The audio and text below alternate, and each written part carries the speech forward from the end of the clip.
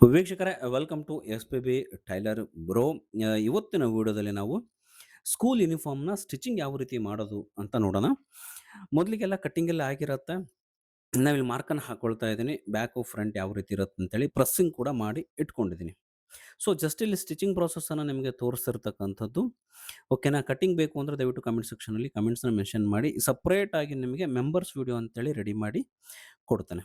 ಓಕೆನಾ. ಫಸ್ಟಿಗೆ ನಾವು ಯಾವುದೇ ಮಿಷಿನ್ ಇರಲಿ, ಫಸ್ಟು ಹೊಲಿಗೆ ನೀಟಾಗಿ ಬೀಳುತ್ತಾ ಇಲ್ಲ ಅನ್ನೋದನ್ನು ಚೆಕ್ ಮಾಡ್ಕೊಳ್ಳಿ. ಈ ರೀತಿ ಕರೆಕ್ಟಾಗಿ ಬೀಳ್ತಾ ಇದೆ ಅಂತಂದ್ರೇ ನೀವು ಹೊಲಿಗೆನ ಸ್ಟಾರ್ಟ್ ಮಾಡಿ. ಆ ಪಾಕೆಟನ್ನು ರೆಡಿ ಮಾಡ್ಕೊಂಡಿದ್ದೀನಿ. ಸೊ ಒಂದು ಹೊಲಿಗೆ ಬಿಟ್ಕೊಳ್ಬೇಕಾಗತ್ತೆ, ಫೋಲ್ಡ್ ಮಾಡಿ ಇಟ್ಕೊಂಡಿರ್ತೀವಿ. ಅದಾದ ನಂತರ ಫ್ರಂಟ್, ಲೆಫ್ಟ್ ಮತ್ತು ರೈಟ್ 2 ಸೈಡ್ ಇರುತ್ತೆ. ಸ್ಲೀವ್ಸ್ ಇರುತ್ತೆ. ಸ್ಲೀವ್ಸ್‌ನ ಈ ರೀತಿ ಬ್ಯಾಕ್ ಸೈಡ್ ಫೋಲ್ಡ್ ಮಾಡಿ ಇಟ್ಕೊಂಡಿದ್ದೀವಿ. ಜಸ್ಟ್ ಸ್ವಲ್ಪ ಬ್ಯಾಕ್ ಸೈಡ್ ಎಳ್ಕೊಂಡು ಸ್ಟಿಚ್ ಮಾಡಿಕೊಂಡ್ರೆ ನೀಟಾಗಿ ನಿಮಗೆ ಫಿನಿಶಿಂಗ್ ಅಂತಕ್ಕಂಥದ್ದು ಬರುತ್ತೆ, ಕಾಣಬಹುದು. ಓಕೆನಾ. ಸೊ ಅದೇ ರೀತಿ ಇನ್ನೊಂದು ಸ್ಲೀವ್ಸನ್ನು ಕೂಡ ಸ್ಟಿಚ್ ಮಾಡ್ಕೊಳ್ತಾ ಇದ್ದೀವಿ. ಓಕೆನಾ. ಇನ್ನು ಕೆಲವೇ ದಿನಗಳಲ್ಲಿ ನಿಮಗೆ ಮೆಂಬರ್‌ಶಿಪ್ ವಿಡಿಯೋದಲ್ಲಿ ಶರ್ಟ್ ಕಟ್ಟಿಂಗ್, ಸ್ಟಿಚಿಂಗ್, ಓಕೆನಾ, ಪ್ಯಾಂಟ್ ಕಟ್ಟಿಂಗ್, ಪ್ಯಾಂಟ್ ಸ್ಟಿಚಿಂಗ್ ಮತ್ತು ಮೆಜರ್‌ಮೆಂಟ್ ಯಾವ ರೀತಿ ತೆಗೆದುಕೊಳ್ಬೇಕು. ಸೊ ಪ್ರತಿಯೊಂದು ವಿಡಿಯೋ ಕೂಡ ಮೆಂಬರ್‌ಶಿಪ್ ವಿಡಿಯೋದಲ್ಲಿ ನಿಮಗೆ ಸಿಗ್ತಾ ಹೋಗುತ್ತೆ. ಸೊ ಅದನ್ನು ಕೂಡ ನಾನು ನಿಮಗೆ ಅಪ್ಡೇಟನ್ನು ಮಾಡ್ತೇನೆ. ನೀವು ತೋರಿಸ್ಬೋದು, ನಿಮಗೆ ಆಲ್ರೆಡಿ ಕಾಣ್ತಾ ಇದೆ. ಸೊ ಯಾವ ರೀತಿ ಹೊಲಿಗೆ ಅನ್ನೋದು ಡಿಫರೆನ್ಸ್ ಆಗತ್ತೆ ಅಂಥೇಳಿ. ಬಟ್ಟೆ ತುಂಬ ತೆಳುವಾಗಿದ್ರೆ ಹಿಡ್ಕೊಳ್ಳುತ್ತೆ. ಸೊ ಇದು ಕೂಡ ಅಷ್ಟೇ, ಸ್ವಲ್ಪ ಬ್ಯಾಕ್ ಸೈಡಲ್ಲಿ ಎಳ್ಕೊಂಡು ಸ್ಟಿಚ್ ಮಾಡಿದ್ರೆ ನೀಟಾಗಿ ಫಿನಿಶಿಂಗ್ ಅಂತಕ್ಕಂಥದ್ದು ಬರುತ್ತೆ. ಇವೆಲ್ಲವೂ ಕೆಲವೊಂದು ಟ್ರಿಕ್ಸ್ ಇರ್ತವೆ. ಕೆಲವೊಂದು ಬಟ್ಟೆ ಸ್ಮೂತ್ ಇರೋದ್ರಿಂದ ಅಲ್ಲಿ ಏನಾಗುತ್ತೆ ಅಂತಂದ್ರೆ ನೀಡಲ್ ಬೀಳ್ತಾ ಇರೋದ್ರಿಂದ, ಫಾಸ್ಟಾಗಿ ಬೀಳ್ತಾ ಇರೋದ್ರಿಂದ ಬಟ್ಟೆ ಅನ್ನೋದು ಸಿಂಕ್ ಆಗ್ತಾ ಬರ್ತಾ ಇರುತ್ತೆ. ಅದು ನಮ್ಗೆ ಗೊತ್ತಾಗಲ್ಲ. ಸಿಂಕ್ ಅಂದ್ರೆ ಸಣ್ಣ ಸಣ್ಣ ಥ್ರೆಡ್ಸ್ ಇರುತ್ತಲ್ಲ, ಅದಕ್ಕೋಸ್ಕರ. ಸೊ ಇದೇ ರೀತಿ ಫ್ರಂಟ್ ಇನ್ನೊಂದು ಪಾರ್ಟ್ ಇದೆ, ಲೆಫ್ಟ್ ಸೈಡ್ ಪಾರ್ಟ್. ಇದಕ್ಕೆ ನಾವು ಕಾಜ್ ಪಟ್ಟಿ ಅಂತ ಹೇಳ್ತೀವಿ. ಇದನ್ನ ಕರೆಕ್ಟಾಗಿ 1 ಇಂಚಿನ ಪಟ್ಟಿನ ತೆಗೆದುಕೊಂಡಿರ್ತೀವಿ, ಸಣ್ಣ ಹುಡುಗರು ಆಗಿರೋದ್ರಿಂದ. ಸೊ ಇದು ಸ್ಟಿಚ್ ಮಾಡಿರ್ತಕ್ಕಂಥದ್ದು 9ನೇ ತರಗತಿಯ ವಿದ್ಯಾರ್ಥಿದು. ಓಕೆನಾ. ಈ ರೀತಿ 2 ಹೊಲಿಗೆನ ನಾವು ಬಿಟ್ಕೊಳ್ಬೇಕಾಗತ್ತೆ. ಒಂದು ಹೊಲಿಗೆ ಫಸ್ಟ್ ಹಾಕಿರ್ತೀವಿ. ಅದಾದ ನಂತರ ಕಾರ್ನರಲ್ಲಿ ಇನ್ನೊಂದು ಹೊಲಿಗೆನ ನಾವು ಕೊಡಬೇಕಾಗತ್ತೆ. ಇದು ಕಂಪಲ್ಸರಿ ಕೊಡಲೇಬೇಕು. ಕೊಟ್ಟಾಗ ಮಾತ್ರ ನಿಮಗೆ ಫಿನಿಶಿಂಗ್ ಅನ್ನೋದು ನೀಟಾಗಿ ಬರುತ್ತೆ. ಇಲ್ಲಾಂದ್ರೆ ಕಾಜು ಸರಿ ಇಲ್ಲ ಅಂತಂದ್ರೆ ಗೊತ್ತಾಗೋದಿಲ್ಲ. ಓಕೆನಾ. ಕಾಜ್ ಏನಾದರೂ ಫ್ಯೂಚರಲ್ಲಿ ಸರಿಯಾಗಿ ಡ್ಯಾಮೇಜ್ ಆಯಿತು ಅಂದರೆ ಆ ಹೊಲಿಗೆ ಕೆಲಸ ಮಾಡತ್ತೆ. ಓಕೆನಾ. ಇದಾದ ನಂತರ ಪಾಕೆಟ್‌ಗೋಸ್ಕರ ನಾವು ಫೋಲ್ಡಿಂಗನ್ನು ಮಾಡ್ಕೊಳ್ಬೇಕು ಕರೆಕ್ಟಾಗಿ ಚೆಸ್ಟ್ ಭಾಗದಲ್ಲಿ. ಪಾಕೆಟ್ ರೆಡಿ ಇರೋದ್ರಿಂದ, ಪ್ರೆಸ್ ಮಾಡಿ ಇಟ್ಕೊಂಡಿರೋದ್ರಿಂದ ಈಸಿಯಾಗಿ ನಾವು ಸ್ಟಿಚ್ಚನ್ನು ಮಾಡಬಹುದು. ರೆಡಿ ಇಲ್ಲ ಅಂತಂದರೆ ನಿಮಗೆ ಸ್ಟಿಚ್ ಮಾಡೋದು ಕಷ್ಟ ಆಗತ್ತೆ. ಸೊ ಎಕ್ಸಾಕ್ಟ್ಲಿ ಎಷ್ಟು ಬರುತ್ತೋ ಅಷ್ಟು ಇಟ್ಕೊಳ್ಬೇಕು. ಸಣ್ಣ ಹುಡುಗರಾಗಿರೋದ್ರಿಂದ ಮಿನಿಮಮ್ 1/4 ಇಂಚು ಅಥವಾ 2 ಇಂಚು ಗ್ಯಾಪನ್ನು ಬಿಟ್ಕೊಂಡು ನಾವು ಸ್ಟಿಚ್ಚನ್ನು ಮಾಡಬೇಕಾಗತ್ತೆ. ಓಕೆನಾ. ಫಸ್ಟ್ ಒಂದು ರಫ್ ಸ್ಟಿಚ್ಚನ್ನು ಬಿಟ್ಕೊಳ್ಬೇಕು ಕ್ರಾಸಲ್ಲಿ. ಸೊ ಅದನ್ನು ಬಿಟ್ಕೊಂಡು ನೆಕ್ಸ್ಟ್ ಪಾಕೆಟನ್ನು ತಿರುಗಿಸ್ಕೊಂಡು ನಾವು ಕಂಪ್ಲೀಟ್ ಹೊಲಿಗೆನ ತೋರಿಸಿರೋ ಹಾಗೆ ನೀವು ಸ್ಟಿಚಸನ್ನು ಹಾಕ್ಕೊಳ್ಬೇಕಾಗತ್ತೆ. ಓಕೆನಾ. ಇದು ಪ್ರಾಸೆಸ್ ತುಂಬ ನಿಮಗೆ ಒಂದು 30 ಮಿನಿಟ್ಸ್, 30-35 ಮಿನಿಟ್ಸಲ್ಲಿ ನೀವು ಶರ್ಟನ್ನು ರೆಡಿ ಮಾಡ್ತೀರಾ, ಹುಡುಗರ ಶರ್ಟನ್ನು. ಯಾಕೆಂದರೆ ಇಷ್ಟು ಸ್ವಲ್ಪ ಫಿನಿಶಿಂಗ್ ಚೆನ್ನಾಗಿ ಬರಬೇಕಂದ್ರೆ ಅಷ್ಟು ನಿಮಿಷ ಹಿಡಿಯುತ್ತೆ. ಇಲ್ಲಾಂದರೆ 25-30 ನಿಮಿಷದಲ್ಲಿ ಹೊಲಿಯೋರು ಕೂಡ ಇದ್ದಾರೆ. ಸ್ಕಿಲ್ಡ್ ಆಗಿ ಡೈಲಿ ರೆಗ್ಯುಲರ್ ಆಗಿ ಬರ್ತಾ ಇದೆ ಅವ್ರ ಹತ್ರ ಬಟ್ಟೆಗಳು ಅಂತಂದರೆ ಅವರು ಕಂಪಲ್ಸರಿ ಶರ್ಟ್ ಮೇಕರ್ಸ್ 20 ಮಿನಿಟ್ಸಲ್ಲಿ ಕಂಪ್ಲೀಟನ್ನು ಮಾಡ್ತಾರೆ. ಅಷ್ಟು ಫಾಸ್ಟಾಗಿ ಸ್ಟಿಚ್ಚನ್ನು ಮಾಡ್ತಾರೆ. ಓಕೆನಾ.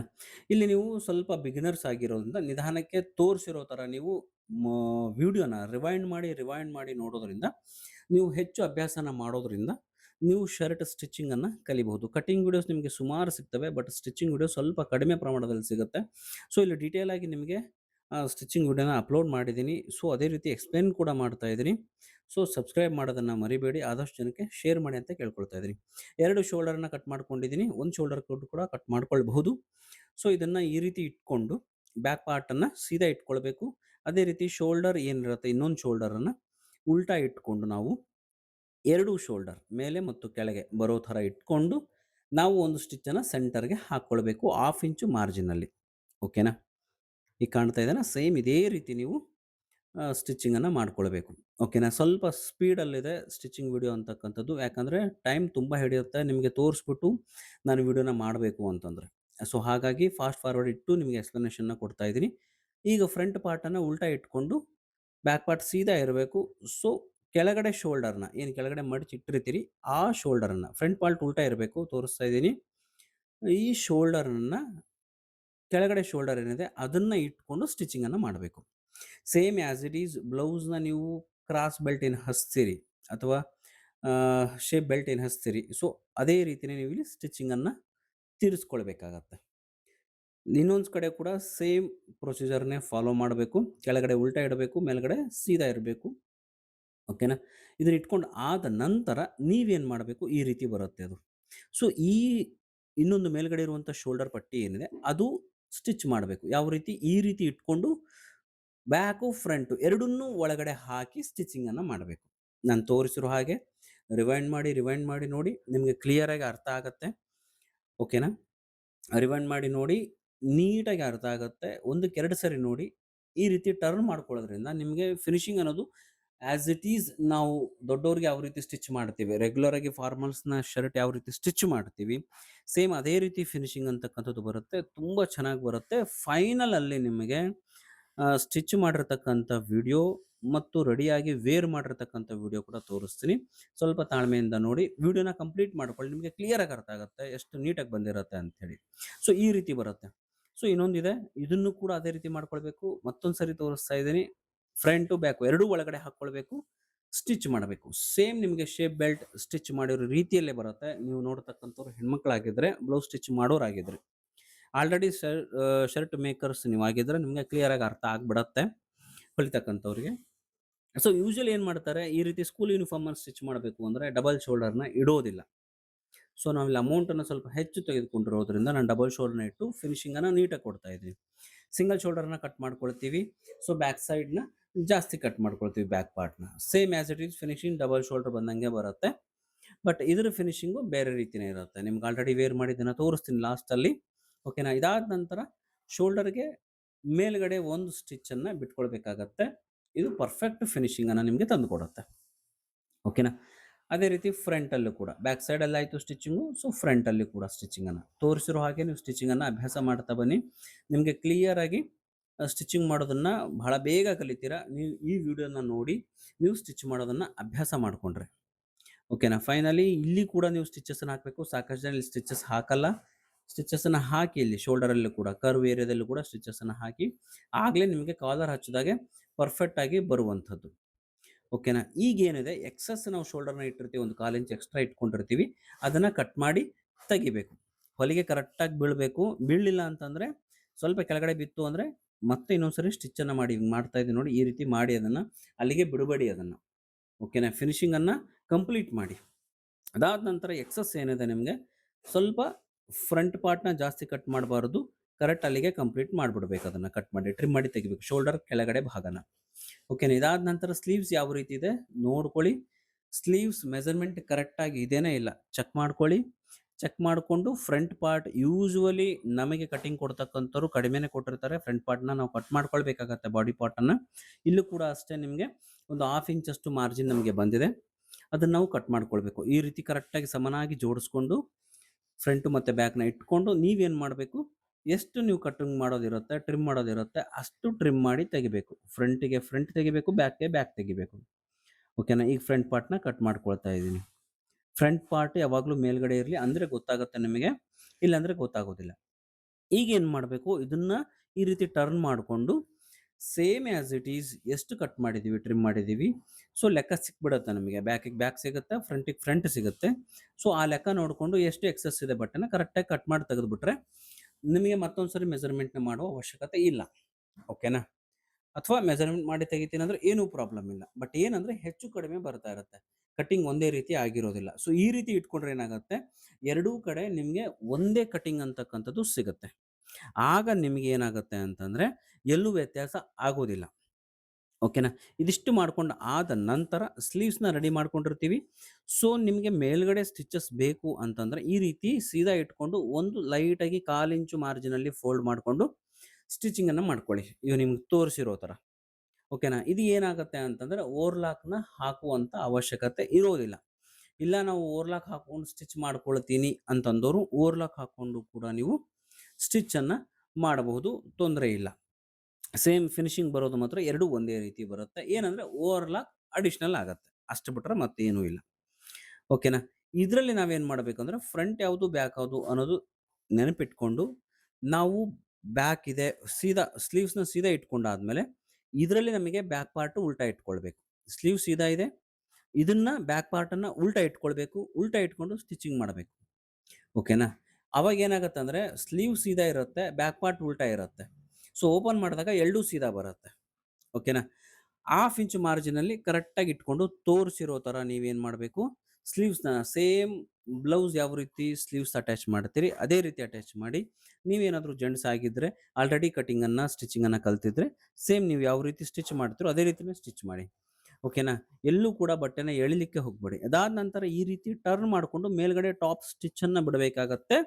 1/4 ಇಂಚು ಅಥವಾ ಹಾಫ್ ಇಂಚು ಮಾರ್ಜಿನಲ್ಲಿ. ಯೂಶುವಲಿ ಎಲ್ಲರೂ ಏನು ಮಾಡ್ತಾರೆ, ಅತಿ ಹೆಚ್ಚು ಗ್ಯಾಪನ್ನು ಕೊಡ್ತಾರೆ ಈ ಪೊಸಿಷನಲ್ಲಿ.